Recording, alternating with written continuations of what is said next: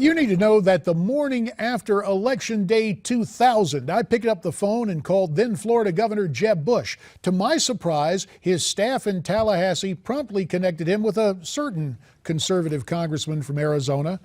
"Governor, what on earth's going down there?" I asked, referring to the plane load of Democrat lawyers that had touched down in the Sunshine State during the dark of night.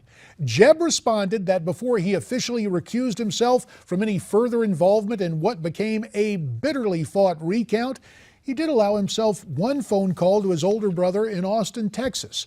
Jeb asked the GOP presidential nominee, quote, "Where are your lawyers?" When we concluded our chat, I told Jeb that when all this unpleasantness was finally over, he should treat himself to a nice, long Arizona vacation. He chuckled at that notion, given the ongoing battle between Arizona and Florida for vacationers. Now, in the brewing battle for the 2016 Republican nomination, Jeb Bush is out to raise enough money to fill the Grand Canyon, holding 60 fundraisers in the next 70 days, betting that when he shakes the trees for money, those with deep pockets will respond by making out big checks featuring his favorite four-letter word, B-U-S-H. I'll let you imagine what four-letter word or words his potential GOP opponents might utter behind closed doors. But I know the four-letter action Jeb hopes they will take as a result. Q-U-I-T, quit. This fundraising first strike is designed to psychologically and financially freeze out those tempted to take on Team Bush. Will it work? Well, in some cases, maybe.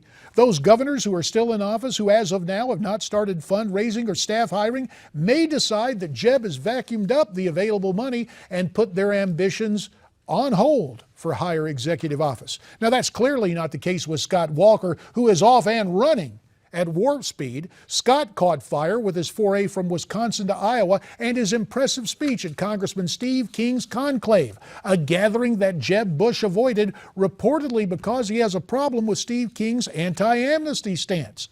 To put it diplomatically, Jeb has an indulgent attitude toward illegals. To put it politically, he doubled down on that stance yesterday in Detroit. It seems to me that we ought to say strategic about this, and how do we create high sustained economic growth? And that's to shift away from family reunification being almost the sole driver of legal immigration, to narrowing that to what every other country has, spouse and minor children, and dramatically expanding immigrants that are coming to work, a guest worker program to deal in the areas where there are shortages. Now, here's the ground Jeb's trying to stake out. He's trying to tell us this is an amnesty, it's immigration reform. As president, he'll limit migration to parents and kids, no extended family. Of course, it's worth noting a president cannot countermand court orders, and leftist judges will immediately restore extended migration for the extended family because they want to enhance political prospects for Democrats. And Bush insists we still have to have guest workers, even though unemployment rates remain sky high. But wait, there's more. Investors, dreamers, people that come to our great universities, all these people should be welcome in our country, and the unwritten contract ought to be embrace our values, and you can pursue your dreams in this great country, and by doing so, you're creating opportunity for more people. What you just heard passes for soaring rhetoric from Jeb Bush. But it isn't soaring, it stinks. When he speaks of an unwritten contract with illegals, inspiring them to, quote, embrace our values, he's hoping you'll hear a call for assimilation. Instead, I hear insubordination, an effort to ignore the Constitution, the written contract, the written compact the founders of this republic put forth to the citizens of this nation that a president swears to uphold and defend. And that is why, when all is said and done, despite the money raised, despite yesterday's speech, I think Jeb Bush is going to have time to take a nice long vacation. That's the way I see it.